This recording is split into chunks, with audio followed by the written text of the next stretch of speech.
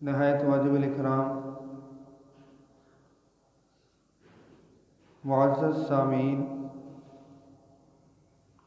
اللہ تعالیٰ کا فضل اور کرم ہے کہ اللہ تعالیٰ نے ایمان کی حالت میں جمعۃ المبارک کی نماز ادا کرنے کے لیے حاضر ہونے کی توفیق عطا فرمائی۔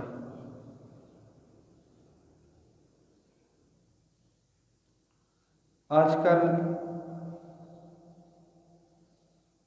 چونکہ لوگ بیت اللہ کا سفر کرنے کی تیاریاں کرتے ہیں، جن کو اللہ رب العالمین نے استطاعت دی ہے اور وہ حج کا ارادہ کرتے ہیں،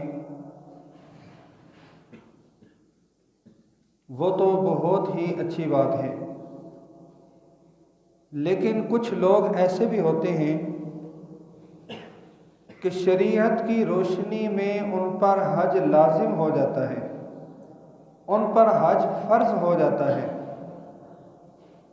لیکن غفلت کی وجہ سے یا خود ساختہ فرائض کو اپنے اوپر لاگو کرتے ہوئے وہ لوگ حج کے لیے نہیں جاتے۔ وہ فرض ہوتا ہی نہیں ہے، خود ہی اس کو فرض بنا لیا جاتا ہے کہ یہ بھی فرض ہے، یہ بھی فرض ہے، یہ فرائض ادا کرنے ہیں، اور اس بنیاد پر وہ بندہ حج کے لیے نہیں جاتا۔ تو اس لیے آج کا یہ عنوان رکھا گیا تاکہ اگر ہم ذو الحجہ میں اس کو بیان کرتے ہیں تو جو لوگ چلے گئے ہیں وہ تو چلے گئے، اور جو نہیں گئے وہ اس وقت جا نہیں سکتے۔ تو اس لیے اس مہینے میں اس عنوان کا انتخاب کیا گیا تاکہ اگر کسی پر حج فرض ہے تو وہ تاخیر نہ کرے اور وہ اس پہ جا سکے۔ اللہ نے زندگی دی تو انشاءاللہ ذو الحجہ کے مہینے میں حجۃ الوداع کے عنوان سے کر لیں گے کہ امام الانبیاء صلی اللہ علیہ وسلم نے حجۃ الوداع میں کیا تعلیمات دی صحابہ اکرام کو اور عمومی لحاظ سے پوری امت کو۔ جہاں تک حج بیت اللہ کا تعلق ہے تو قرآن مقدس میں اس کی بہت اہمیت ہے۔ اس حج کا باقاعدہ ایک بہت بڑا کردار ہے اسلامی تعلیمات کے اندر، اور اس کا ایک فلسفہ ہے۔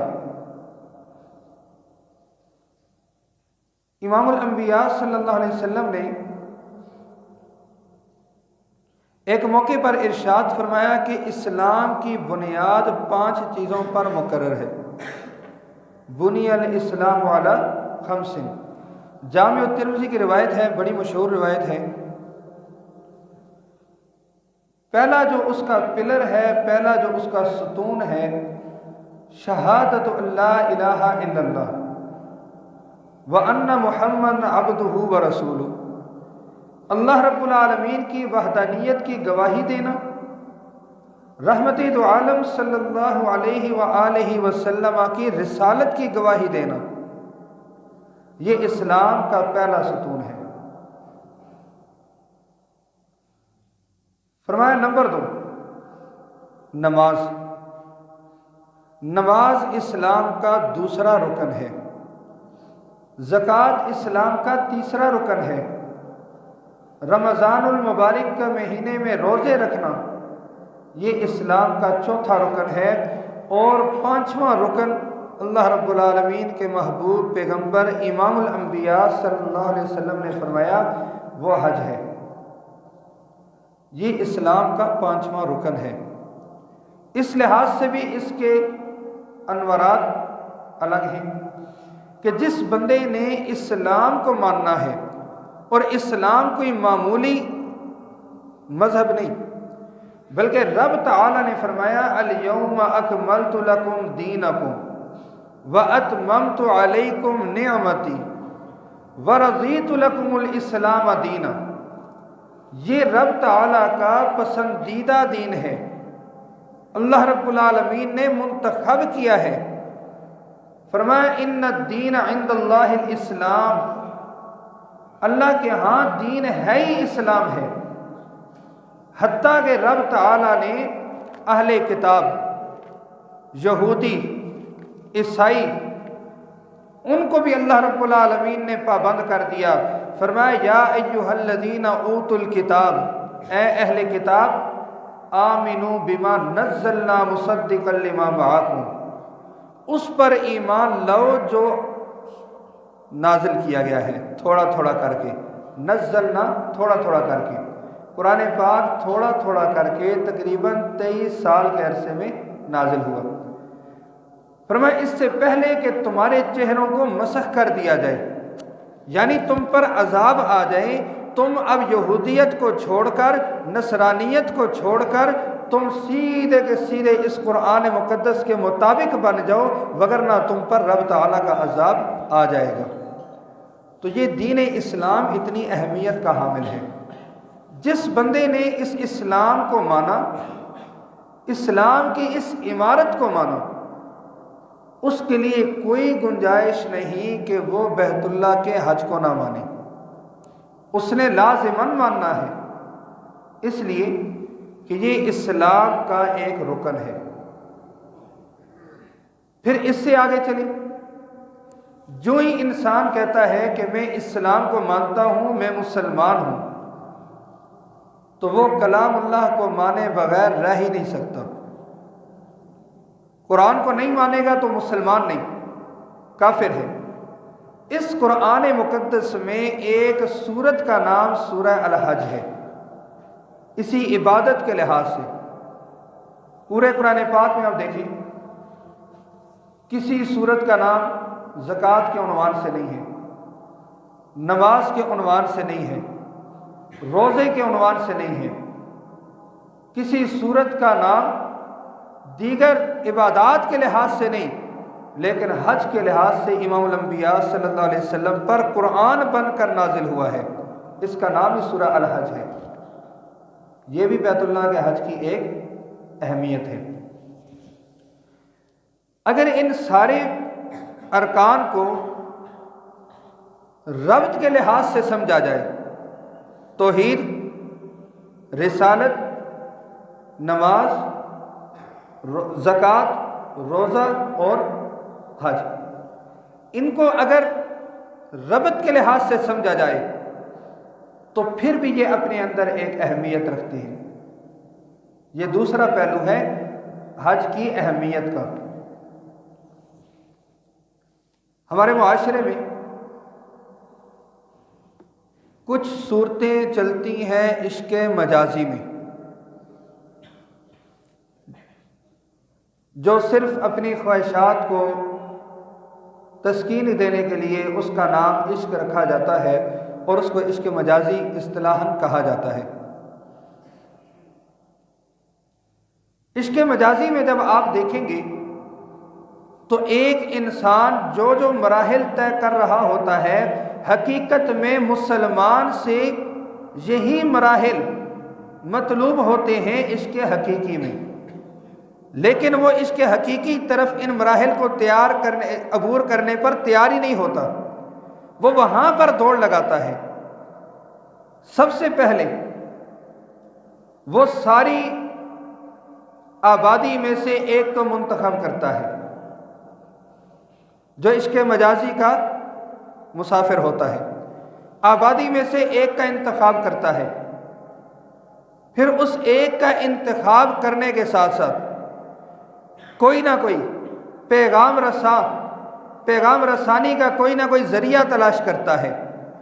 پھر اس سے آگے چلیں، وہ انسان اس کی عظمتیں بیان کرنی شروع کر دیتا ہے، اس کے ہر جملے میں اس عشق مجازی کا جو اس کا محبوب ہوتا ہے اس کی تعظیم آ جاتی ہے۔ پھر وہ اس سے اگلے سٹیپ پہ آتا ہے، اپنا مال خرچ کرنے لگے گا، پھر اس سے اگلے سٹیپ پہ آئے گا، کچھ آزمائشیں اس کو آتی ہیں، ان کو بھی عبور کرنے کے در پہ ہوتا ہے۔ پھر اس سے اگلا سٹیپ آتا ہے کہ جب وہ یہ کہنا شروع کر دیتا ہے کہ اگر یہ نہیں تو زندگی نہیں، مجھے پھر آخر موت آ جانی چاہیے، یہ مراحل وہ بندہ طے کر رہا ہوتا ہے۔ اب ان کے ارکان کی ربط کو دیکھیں۔ امام الانبیاء صلی اللہ علیہ وسلم نے کیا فرمایا؟ فرمایا بنی الاسلام علی خمس، اسلام دین اسلام کی بنیاد 5 چیزوں پر رکھی گئی۔ سب سے پہلے ایک بندہ رب العالمین کی وحدانیت کا اقرار کرتا ہے، شہادت اللہ الہ الا اللہ۔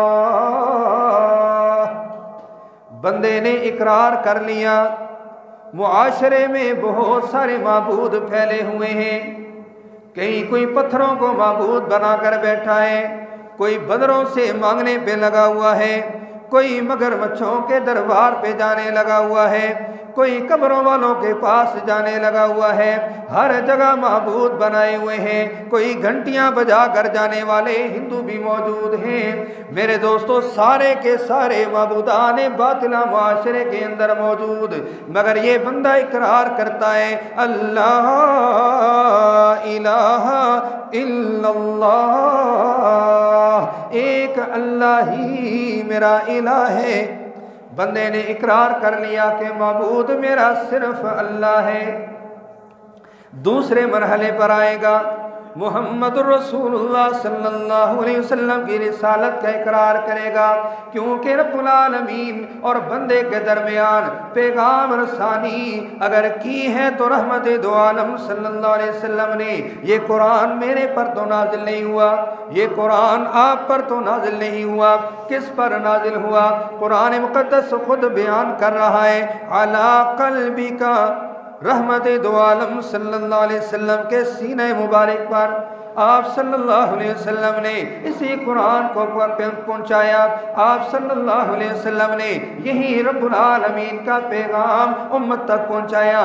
بندہ تیسرے قدم پہ جاتا ہے، اب پیغام رسانی والا تعلق بھی جڑ گیا، اب تعظیم کا وقت آیا، فوراً بندہ اللہ رب العالمین کے حضور کھڑا ہو گیا، اللہ اکبر، اللہ کی بڑائی بیان کر رہا ہے، سجدے میں چلا گیا، زمین پر پیشانی رکھ کے کہتا ہے سبحان ربی الاعلی، اے اللہ میرا رب سب سے بلند و بالا ہے۔ کبھی رکوع میں کہتا ہے سبحان ربی العظیم، رب العالمین کی تعظیم بیان کرتا ہے۔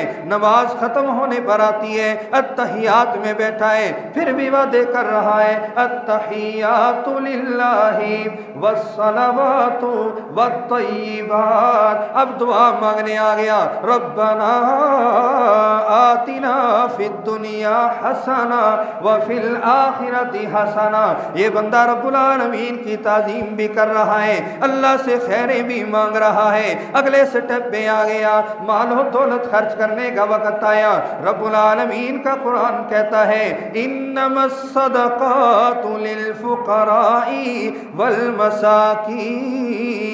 او میرے بندے، سال کے بعد ایک مرتبہ تیرے پر ایسا وقت آئے گا، تو نے ساری دولت کا حساب لگا لینا ہے، سارے کے سارے تیرے، لیکن 40واں حصہ میں اللہ کے راہ میں نکال دینا۔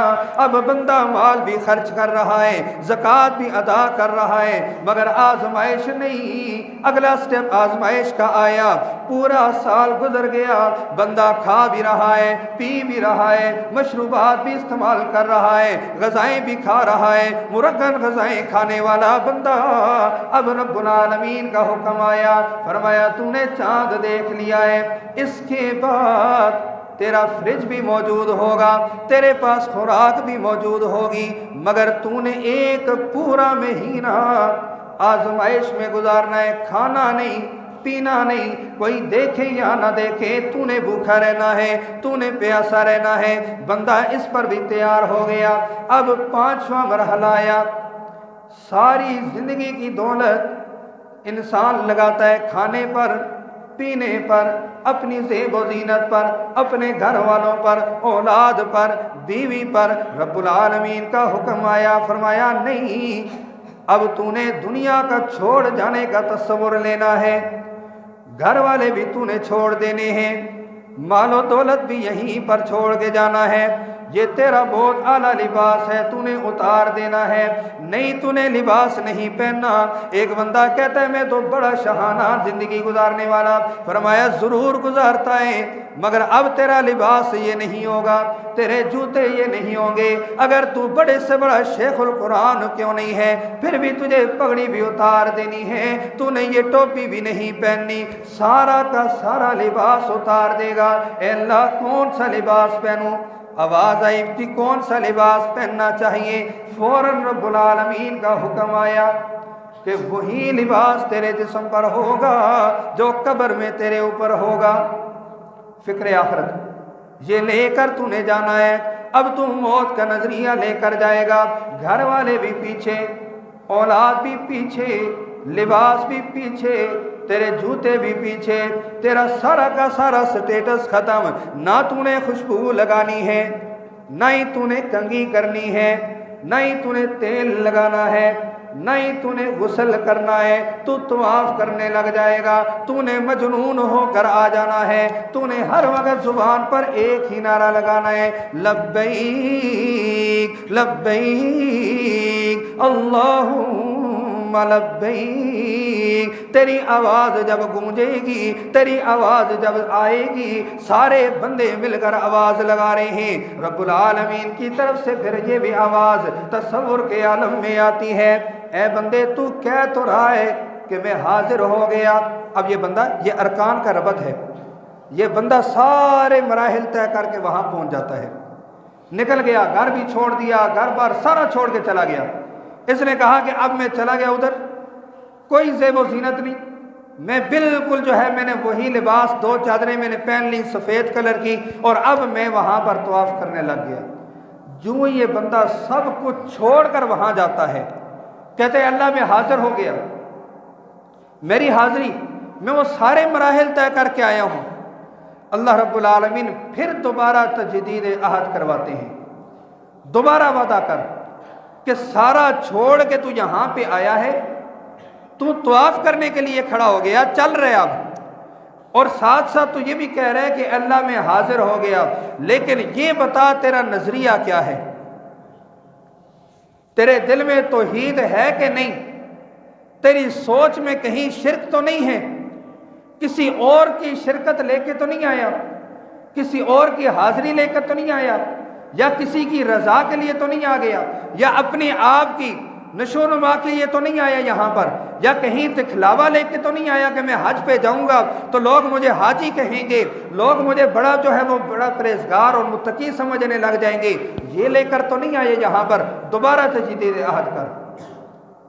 یہ اس وقت انسان سے تجدید عہد کروایا جاتا ہے کہ وہ جو پہلا وعدہ تو نے کیا تھا، لا الہ الا اللہ، وہ جو اسلام کا پہلا رکن لا الہ الا اللہ، اب دوبارہ یہاں پہ آ گیا، آخری سٹیپ میں بھی آ کر تیری زبان پر وہی ہونا چاہیے، جس طرح زندگی شروع ہوتی ہے انسان کی، اس کے کان میں آواز دی جاتی ہے اور موت آتی ہے، ہر مسلمان کی تمنا ہوتی ہے میری زبان پر کلمہ جاری ہو جائے، ہر مسلمان کی تمنا ہے کہ میرا آخر وقت آئے تو میں رب کی وحدانیت کا اقرار کر کے دنیا سے جاؤں، نبی علیہ السلام کی رسالت کا بھی اقرار کر کے دنیا سے جاؤں، یہ ہر مسلمان کی تمنا ہوتی ہے۔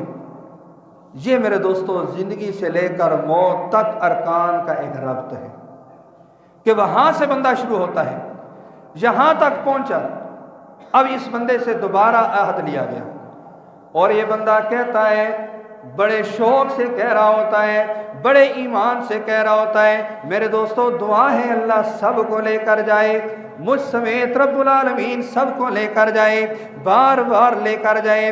جو لوگ گئے ہیں ان سے پوچھئے نا، جو لوگ حج کر کے آئے ہیں، جن لوگوں نے اس رحمتوں والے ماحول میں تلبیہ کہا ہے، جن لوگوں کی زبان پہ لبیک لبیک کے کلمات آئے ہیں، کبھی ان سے پوچھیں کہ ایمان کا وہاں پر کیا حالات ہوتے ہیں، زندگی موت ہر چیز بندے کو بھول جاتی ہے۔ یہی سنا ہے میرے دوستوں ان لوگوں سے جو وہاں سے ہو کے آئے، چونکہ میں خود ابھی تک نہیں گیا، لیکن جن لوگوں سے سنا ہے یہ چیز مشترک ہے، ہر بندے نے کہا ہے کہ جب تلبیہ پڑھ رہے ہوتے ہیں تو کسی چیز کی پرواہ نہیں ہوتی، سارے کے سارے گورا ہے، کالا ہے، بڑا ہے، چھوٹا ہے، ہر طرح کے بندے کی آواز ایک ہی ہوتی ہے، لبیک لبیک لا شریک لک لبیک ان الحمد والنعمت لک والملک لا شریک لک لبیک۔ کیا فرمایا؟ اے اللہ کوئی شریک نہیں، لبیک لبیک، حاضر ہو گیا حاضر ہو گیا۔ اب حاضری لگا رہے، وہاں سے اعلان ہوتا ہے، ذرا اعلان تو پکا کرنا۔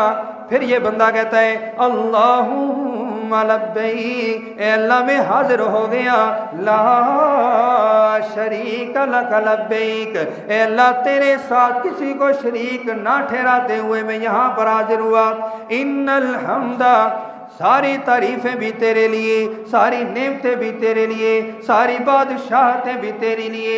یا رب العالمین یہ اقرار تو کر کے میں یہاں پر حاضر ہوا ہوں۔ پاکستان کے اندر مجھے کہا جاتا تھا، پاکستان میں جب کہا جاتا تھا سارے خزانے رب العالمین کے پاس، مجھے شک رہ جاتا تھا۔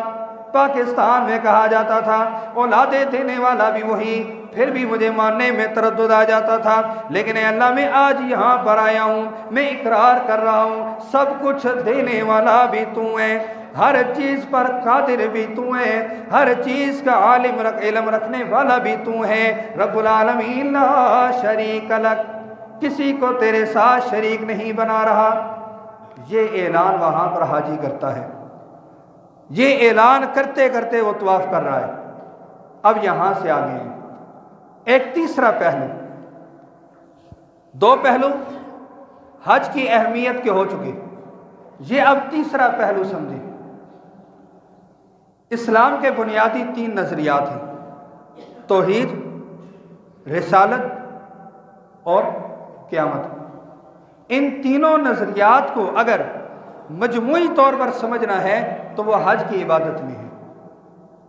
ابھی ذکر ہوا کہ بندہ طواف کے دوران کیا کہہ رہا ہوتا ہے کہ اللہ تیرے ساتھ کوئی شریک نہیں، تو وحدہ لا شریک ہے، اور اس کیف و سرور کے عالم میں کہ جب کوئی بندہ اس کو آ کے نہیں کہتا کہ ایک بار اور کہو، اس بندے کا ایمان کہتا ہے کہ میں اور بھی تلبیہ اونچی آواز سے کہوں، میں اور زیادہ اونچی آواز سے کہوں، اور ایمان سے وہ کہہ رہا ہوتا ہے۔ یہ وہ جگہ ہے جہاں انسان کا دل بولتا ہے کہ رب کے علاوہ اور کوئی معبود ہے ہی نہیں، اور کوئی مسجود ہے ہی نہیں۔ یہ انسان کا دل وہاں پر گواہی دیتا ہے، زبان بولے نہ بولے، دل مجبور کرتا ہے، سوچ کہتی ہے کہ نہیں، لا شریک لک، اللہ کے علاوہ کوئی اور رب ہے ہی نہیں، اللہ کے ساتھ کوئی شریک ہے ہی نہیں۔ اب یہ توحیدی بندہ وہاں پر نظریہ رسالت کیسا حاصل کرتا ہے؟ اب اس کو سمجھیں۔ نظریہ رسالت بھی انسان کا دل کہتا ہے کہ میں نے رسالت کو ماننا، رہ ہی نہیں سکتا، ایک دوسرے سے آگے بڑھ چڑھ کر وہاں پر وہ جو قرآن مقدس نے کہا نا فَلْيَتَنَافَسِ الْمُتَنَافِسُونَ، کہ آگے بڑھیں، رغبت حاصل کریں۔ اب یہاں بندہ رغبت لے کر چلتا ہے، ہر بندہ آگے بڑے فخر سے بتا رہا ہوتا ہے، طواف کر رہے، حجر اسود آ گئے۔ اب حجر اسود کو بندہ بوسہ کیوں دیتے؟ اللہ نے قرآن پاک میں کہا کہ حجر اسود کو بوسہ دینا نہیں۔ حضرت عمر بن خطاب رضی اللہ تعالیٰ عنہ مواحد ہیں، امام الانبیاء صلی اللہ علیہ وسلم کے شاگرد ہیں، توحید کا درس امام الانبیاء صلی اللہ علیہ وسلم سے عمر بن خطاب نے لیا۔ کیا کہتے ہیں؟ انکا حجر، اے حجر اسود تو ایک پتھر ہے، تو ایک پتھر ہے، لا تنفع ولا تضر، نہ تو نقصان دینے والا نہ تو فائدہ دینے والا ہے۔ میں عمر تجھے کیوں بوسہ کر رہا ہوں؟ اس لیے کہ نبوت والی بہترین مقدس ہونٹ، نبوت والے ہونٹ تیرے ساتھ لگے ہیں۔ اگر امام الانبیاء صلی اللہ علیہ وسلم نے بوسہ نہ دیا ہوتا، میں عمر کبھی بھی تجھے بوسہ نہ دیتا۔ آپ صلی اللہ علیہ وسلم کی سنت کو میرے دوستوں، جو لوگ یہ کہہ دیتے ہیں جی سنت یہ نا کوئی فرض تو نہیں، پاکستان میں جب بندہ رہتا ہے نا، یہاں پر میں پاکستان اس لیے بار بار ذکر کر رہا ہوں کہ ابھی ہم پاکستان میں ہیں، تو پاکستان یعنی یہاں پر جب ہم اپنے علاقے میں ہوتے ہیں، کہیں جی یہ عمل کریں، سنت نہیں ہے کوئی فرض تھوڑی ہے، بڑے فرض ہمارے رہ جاتے ہیں جی، بس پہلے فرض پورے ہو جائیں، سنتیں بھی انشاءاللہ العزیز کریں گے، ضرور کریں گے، یہ کام کر لیں، سنت ہی ہے نا جی۔ آپ لوگ سنتوں کو لے کر بیٹھے، دین کو مشکل نہ بنائیں، اللہ نے دین کو آسان رکھا ہے۔ یہ آگے سے تعویلات پیش کی جاتی ہیں۔ یہی بندہ اسی بندے کو کہیں نا ذرا وہاں جا کر پیچھے جا کے بیٹھ جائے، کہے جی میں نہیں جاتا آگے حجر اسود، سنت ہی تو ہے نا، پھر بتائیں وہاں نہیں رکے گا، وہاں فوراً جائے گا، وہاں وہ رکے گا نہیں، 1 منٹ اتنے کھلو، فوراً آگے جائے گا۔ کیوں کہ وہ میرے دوستوں مقام ہی ایسا ہے، جس مقام سے آج ہمارا عنوان اسی بنیاد پر ہے نا کہ وہ مقام ایسا ہے جس سے انسان محروم ہو جاتا ہے۔ اس مقام پہ جا کر بندے کو 2 پتھروں کا ذکر آتا ہے میرے دوستوں، 2 پتھر، ایک حجر اسود۔ حجر اسود کو لوگ بوسہ کیوں دیتے ہیں؟ کہ امام الانبیاء صلی اللہ علیہ وسلم نے حجر اسود کو بوسہ دیا، وہ پتھروں میں ایک الگ مقام پا گیا۔ یہ رسالت ہے، یہ سنت کی اہمیت ہے، آپ علیہ السلام کا طریقہ ہے کہ جس پتھر کو آپ نے بوسہ دیا ہے اس کو بوسہ دیے بغیر مسلمان وہاں سے واپس آ جائے، ارمان لے کر آتا ہے کہ جی بڑا رش تھا، بڑی کوشش کی ہے، لیکن میں پتھر کو جو ہے وہ بوسہ نہیں دے سکا، میں نے استعلام کر لیا ہے، لیکن حسرت مرتے دم تک اس کے دل میں رہتی ہے۔ اور جو بوسہ دے لے وہ آگے سب کو بتاتا ہے، میں گیا جی اللہ کی شان کے ایک جھٹکا ایسا آیا، میں فوراً وہاں پہنچ گیا، میں نے بوسہ دے دیا۔ یہ الفاظ لوگوں کے سنے ہیں۔ اس جھٹکے کو یہاں چلتے ہو نا کہیں رش میں، کوئی ذرا سا دھکا دے دے تو اس کی لڑائی کا سما بن جاتا ہے، لیکن وہاں دھکے کو بھی آ کر بڑے فخر سے کہہ رہا ہوتا ہے، ایک دھکا آیا زور سے اس طرح سے، میں یوں آگے جا کے گرا، فوراً اٹھا تو میں حجر اسود کے سامنے تھا، میں نے فوراً بوسہ دے دیا۔ یہ بندہ بڑے فخر سے بتا رہا ہوتا ہے۔ یہ سنت کا اور رسالت کا درس وہاں سے ملتا ہے۔ دوسرا پتھر، حضرت ابراہیم علیہ السلام نے جس پتھر پہ کھڑے ہو کر بیت اللہ کی تعمیر کی، اب وقت ہی مختصر ہو گیا، یہ بھی ایک بہت بڑا مسئلہ ہے کہ عنوان ایسا ہوتا ہے کہ اس کو بہت طویل وقت چاہیے ہوتا ہے، لیکن اس کو بہت ساری چیزیں سکپ کر کے اس وقت میں محدود کرنی ہوتی ہیں، تاکہ ظاہر وقت بھی نماز کیا، نماز کو بھی تاخیر نہیں کی جا سکتی۔ تو اب میں بہت ساری چیزیں یعنی کہ وہ سائڈ پہ کر کے بس تھوڑی تھوڑی کر کے آگے چلتا ہوں۔ یہ جو مقام ابراہیم ہے، حضرت ابراہیم خلیل اللہ نے اس پتھر پہ کھڑے ہو کر بیت اللہ کی تعمیر کی۔ اس پتھر کا بھی اتنا مقام بڑھ گیا کہ اللہ کا قرآن کہتا ہے وَاتَّخِذُوا مِن مَّقَامِ إِبْرَاهِيمَ مُصَلًّى، جب طواف کر چکو تو 2 نفل یہاں بھی پڑھ کے جانا۔ مقام ابراہیم پہ بندہ نفل پڑھ رہا ہے، کیوں پڑھ رہے؟ کہ حضرت عمر رضی اللہ تعالیٰ وہاں سے گزر رہے تھے، طواف کیا، ان کے دل میں یہ خواہش آئی کہ یہاں اگر نفل ہو جائیں، لیکن کیسے پڑھیں؟ نہ رب کا قرآن ہے، نہ پیغمبر ذی شان کا فرمان ہے، کیسے پڑھیں؟ اللہ رب العالمین نے عمر کی دل کی بات کو قرآن بنا کر امام الانبیاء صلی اللہ علیہ وسلم پر نازل کیا۔ یہ موافقات عمر میں سے ہیں یہ مقام۔ تو حضرت ابراہیم علیہ السلام کے قدموں کے ساتھ جو پتھر لگا، اس کا اتنا مقام بن گیا کہ اب قیامت تک لوگ وہاں پر جا کر کیا کرتے ہیں؟ نفل ادا کرتے ہیں۔ مقام ابراہیم اس کو کہا جاتا ہے۔ تو جہاں نبوت کندھوں پر سوار ہو جائے تو اس صدیق کا مقام پھر کیا ہوگا؟ یہ سمجھیں، امام الانبیاء صلی اللہ علیہ وسلم کندھے میں سوار ہو گئے، ان کا مقام بندہ نہ مانے تو میرے دوستو اس نے حج کے سفر کو سمجھا ہی نہیں۔ مقام ابراہیم پر بندے نے نفل ادا کیے، اب یہاں سے یہ بندہ آگے چلا، ان الصفا والمروۃ من شعائر اللہ، صفا مروہ کا موقع آ گیا۔ صفا مروہ میں بندہ سعی کر رہا ہے، صفا سے مروہ تک، مروہ سے سعی تک، صفا تک آ جا رہا ہے، 7 چکر لگانے۔ راستے میں ایک سبز پٹی آ جاتی ہے، وہاں سے تیز جانا ہے آگے۔ وجہ کیوں تیز جانا ہے بھائی؟ اچانک کوئی جلدی کیوں پیش آ گئی؟ وجہ کیا بن گئی؟ جی وجہ یہ ہے کہ حضرت ہاجرہ یہاں پر بھاگی تھی، ان کی اس ادا کو اللہ رب العالمین نے زندہ رکھا ہے، اور جو صدیق ابو بکر رضی اللہ تعالیٰ امام الانبیاء صلی اللہ علیہ وسلم کو لے کر کفار کے حصار سے نکل کر آگے مدینہ منورہ کی طرف جا رہے ہیں، اس سفر کی اہمیت ہی کوئی نہیں۔ یہ حضرت حاجرہ کے سفر کی اہمیت ہے۔ میرے دوستو صحابہ کی عظمت یہاں سے بھی سمجھ آتی ہے۔ چلے میں علل اعلان صحابہ کی عظمت سمجھا دیتا ہوں۔ بندہ طواف کرتا ہے، شروع میں رمل کرتا ہے، اکڑ کے چلنے۔ اکڑ کے کیوں چلنا ہے؟ اس لیے کہ امام الانبیاء صلی اللہ علیہ وسلم کے زمانے میں مشرکین عرب تانا دیتے تھے کہ ان پر جو ایمان لانے والے ہیں سارے غریب ہیں۔ 12ویں سپارے کی آیت مبارکہ ہے، وقت مختصر ہے، 12ویں سپارے میں موجود ہے کہ ان پر جو ایمان لانے والے ہیں وہ معاشی طور پر، جسمانی طور پر کیا ہیں؟ کمزور ہیں، یہ جی رذیل ہیں، یہ فلاں ہیں، یہ معاشرے کے لحاظ سے رسوا ہیں، یہ سب سے کمزور طبقہ ہے، یہ بڑے کمزور ہیں۔ اب اللہ رب العالمین نے فرمایا ذرا اکڑ کے چلو، بتاؤ ان کو کہ کبھی کبھی مسلمان عبادت بھی کرتا ہے تو اکڑ کے کرتا ہے۔ مسلمان کی عبادت کبھی اکڑ کے بھی ہوتی ہے، کبھی جھک کے بھی ہوتی ہے۔ فرمایا جب مسلمان رب کے ساتھ تعلق قائم کرتا ہے پھر فتح مکہ کے بعد مسلمان اکڑ کے بھی چلتا ہے۔ اب آج تو وہ دور نہیں ہے، آج مشرکین عرب بھی نہیں ہیں، آج وہاں دشمن بھی نہیں ہے، اب تو مسلمانوں کے پاس ہے، ہم کیوں اکڑ کے چلیں؟ اللہ نے فرمایا جو میرے پیغمبر کی صحابہ کی ادا ہے قیامت تک زندہ رہے گی، اسی طرح اکڑ کے چلنا۔ یہ صحابہ کی عظمت ہے۔ اس سفر سے صحابہ کی عظمت بھی معلوم ہوتی ہے۔ آگے چلیں، قربانی کا وقت آ گیا۔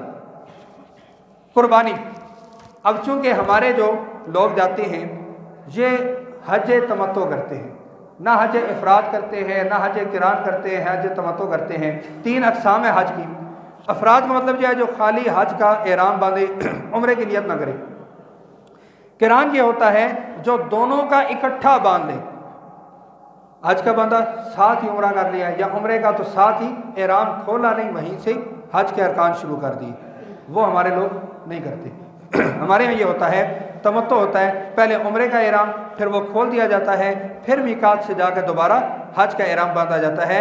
حج تمتع کرنے والا بندہ قربانی بھی کرتا ہے۔ اب یہ جو قربانی ہے یہاں پر آ کر انسان کو پھر شریعت ایک حکم دیتی ہے۔ فرمایا کہ یاد رکھنا دنیا میں رہتے ہوئے اپنے مال دولت اسباب سے اتنی محبت قائم نہ کر لینا کہ تمہیں آخرت بھول جائے۔ سب کچھ قربان کرنے کو قربانی کہتے ہیں۔ حضرت ابراہیم خلیل اللہ جن کے بارے میں رب نے فرمایا قرآن پاک میں قد صدقت الرؤیا، اے ابراہیم آپ نے خواب سچا کر دکھایا، ان ھذا لہو البلاء المبین، یہ بہت بڑی آزمائش تھی لیکن آپ نے اس پر پورا اتر کے دکھایا۔ حضرت ابراہیم خلیل اللہ اپنے بیٹے کو ذبح کرنے کے لیے وہاں پر لے کر گئے۔ آج وہ ادا بھی اللہ رب العالمین نے زندہ رکھی ہے۔ تو فرمایا کہ دنیا میں رہتے ہوئے قرآن پاک میں جو اللہ رب العالمین نے فرمایا نا لن تنالوا البر حتی تنفقوا مما تحبون، کہ تم نیکی کو تب ہی پاؤ گے جب قیمتی چیز اللہ کی راہ میں قربان کرو۔ ایک ہے بیٹے کو ذبح کرنا، بیٹے کو ذبح کرنے کے لیے لٹا دینا کہ بیٹا جاتا ہے چلا جائے، رب کا حکم نہ جائے، اور وہ حکم بھی خواب میں، عالم بیداری میں، وحی کی صورت میں نہیں۔ ایک حکم یہ ہے، اور ایک جو آج کا ہم نے یہ عنوان منتخب کیا، باقی ساری چیزیں وحی کی وحی رہ گئی، وقت اجازت نہیں دے رہا۔ 2 چیزیں میں ظاہر کرنا چاہتا ہوں۔ امام الانبیاء صلی اللہ علیہ وسلم نے فرمایا، یہ رحمت دو عالم صلی اللہ علیہ وسلم کا فرمان ہے، آپ علیہ السلام نے فرمایا اگر کسی بندے پر حج فرض ہو جاتا ہے اور وہ نہ اس کو کوئی ظالم بادشاہ روکتا ہے، نہ ہی اس کو کوئی شرعی عذر روکنے والا ہے، نہ ہی اس کو کوئی ایسی بیماری، مرض حابس سلطان جائر، یہ الفاظ موجود ہیں، فرمایا کہ یہ چیزیں اس کے رکاوٹ نہیں بن رہی، پھر بھی وہ حج نہیں کرتا، فیمت، اور وہ مر جاتا ہے، اس کو چاہیے کہ مر جائے، چاہے یہودی ہو کر مرے چاہے نصرانی ہو کر مرے۔ یہ آپ صلی اللہ علیہ وسلم کا اعلان ہے۔ وہ پیغمبر جن کے بارے میں اللہ رب العالمین فرماتے ہیں لقد جاءکم رسول من انفسکم عزیز علیہ ما عنتم حریص علیکم بالمؤمنین رؤوف رحیم، کہ وہ پیغمبر تو حریص ہیں، کس طرح یہ لوگ دنیا میں رہتے ہوئے اپنا اتنا مقام بنا لیں، یہ جہنم سے بچ کر جنت میں جانے والے بن جائیں۔ یہ رحمت للعالمین پیغمبر اعلان کر رہے ہیں۔ فرمایا اس بندے نے اگر حج نہیں کیا، اس پر موت واقع ہو گئی، چاہے یہودی مرے عیسائی مرے، مجھے کوئی پرواہ نہیں۔ یہ اس سے بڑھ کر اور وعید کون سی ہوگی؟ اس سے بڑھ کر میرے دوستوں اور وعید کون سی ہوگی؟ اور آپ صلی اللہ علیہ وسلم کا فرمان، من اراد الحج فلیعجل، جو بندہ حج کا ارادہ کر لے تو وہ جلدی کرے، یعنی جس پر حج لازم ہو جائے وہ جلدی کرے۔ ایک مرتبہ آپ صلی اللہ علیہ وسلم نے فرمایا کہ لوگوں، اللہ رب العالمین نے تم پر حج فرض کر دیا، ان اللہ کتب علیکم، تم پر اللہ رب العالمین نے حج فرض کر دیا۔ حضرت اقرا بن حابس رضی اللہ تعالیٰ عنہ کھڑے ہوئے، فرمایا سب ہر سال، کل عام، فرمایا اگر میں یہ کہہ دیتا نا کہ ہر سال تو ہر سال ہو جانا تھا، لیکن زندگی میں ایک مرتبہ۔ اور پھر پوچھا گیا کس بندے پر حج فرض ہوتا ہے؟ فرمایا جس کے بعد دو چیزیں ہوں، سفر کرنے کی طاقت اور سفر کرنے کے لحاظ سے زیادہ راہ۔ یہ دو چیزیں جس بندے کے پاس ہیں، سواری ہے، سفر کر سکتا ہے، اس بندے پر حج لازم ہو گیا۔ میرے دوستو، اب سب سے بڑا جو ہمارے ہاں مسئلہ ہوتا ہے، جس کے لیے میں پہلے بھی عرض کر چکا ہوں، یہ جو عنوان ہے یہ ہم نے اس مہینے میں رکھا ہے، اس کی وجہ یہ ہے کہ لوگوں کے ذمے حج لازم ہو جاتا ہے، پھر وہ کہتے ہیں نہیں ابھی فرائض ادا کرنے ہیں۔ فرائض کون سے؟ بیٹی کی شادی، بیٹے کی شادی، یہ فرائض نہیں ہے۔ یاد رکھیں، بالغ اولاد کی شادی کروانا والدین پر فرض نہیں ہے۔ کسی مفتی صاحب سے پوچھ لیں، بالغ اولاد کی شادی کروانا کسی والدین پر یہ فرض نہیں۔ نمبر 2، حال بک کروانا بالکل قطعاً فرض نہیں، نہ سنت ہے نہ مستحب ہے، یہ مستحب بھی نہیں ہے۔ پھر وہاں پر باقاعدہ جو انتظامات ہیں، اور یہ ساروں کو بلانا۔ حضرت جابر بن عبداللہ رضی اللہ تعالیٰ کی شادی ہوئی، امام الانبیاء صلی اللہ علیہ وسلم وقت کے نبی ہیں، امام الانبیاء ہیں، قیامت تک کے لیے نبی ہیں، حضرت جابر نے نہیں بلایا۔ آپ صلی اللہ علیہ وسلم نے کہا مجھے نہیں بلایا، اتنی بات میں نبی ہوں، مجھے نہیں بلایا، نکاح کیسے پڑھایا؟ فرمایا مجھے نہیں بلایا۔ تعلیم دے دی حضرت جابر بن عبداللہ کی اس روایت نے کہ وہ دور دراز کے ہزاروں لوگوں کو بلانا ضروری نہیں، یہ ہمارے عائد کردہ فرائض ہیں، وہ شریعت کا فرض ہے۔ ہم نے شریعت کے فرض کو دیکھنا ہے۔ ایک بندے پر حج لازم ہو گیا، وہ نہیں کر رہا، کہتا ہے جی ابھی فرائض ہیں، ابھی کیا ہے جی حج نہیں کرنا، کیوں؟ مکان بنانا ہے، پھر ادھر خرچہ ہو جائے گا، اچھا حج نہیں کرنا، وجہ کیا ہے کہ انشاءاللہ العزیز بسن قریب جو ہے وہ بیوی بچوں کو لے کے جاؤں گا۔ حج اس پر فرض ہوا ہے، بیوی پر نہیں ہوا، اس نے اکیلے جانا ہے، بیوی کو کرانا اس پر فرض نہیں ہے، یہ یاد رکھیں۔ اگر یہ سوچ رکھ رہا ہے کہ ہم دونوں جائیں گے، نہیں، اگر پہلے ہو گیا، یہ کہتا ہے شادی کے بعد میاں بیوی دونوں جائیں گے، اور حج شادی سے پہلے اس پر فرض ہو گیا، اس نے پہلے کرنا ہے۔ جتنی تاخیر کرتا جائے گا اتنا گناہ ہوتا جائے گا، یہ بات یاد رکھیں۔ اس لیے میرے دوستو، اللہ رب العالمین سے دعا ہے اللہ رب العالمین فرض کو پہچاننے کی توفیق عطا فرمائیں۔ اگر اسی لمحے ایک انسان پر فرض ہو گیا اور اس کو نہیں پتا، زمانے مستقبل میں اس سے مال چلا گیا یا اس کی جان نکل گئی، تو پھر چاہے یہودی مرے، عیسائی مرے، امام الانبیاء صلی اللہ علیہ وسلم سے پھر یہ امید نہ رکھے کہ میں حوض کوثر میں آپ صلی اللہ علیہ وسلم کے دست مبارک سے حوض کوثر کا جام جو ہے وہ نوش کروں گا، یا پل صراط سے میں گزر جاؤں گا، یا میرے لیے آسانیاں ہوں گی۔ وہاں نہ رب کے پیغمبر نے ہاتھ رکھنا ہے نہ رب نے رکھنا ہے، پھر سیدھا جہنم میں جائے گا۔ اللہ رب العالمین سمجھنے کی، عمل کرنے کی اور اہمیت کو پہچاننے کی توفیق عطا فرمائے۔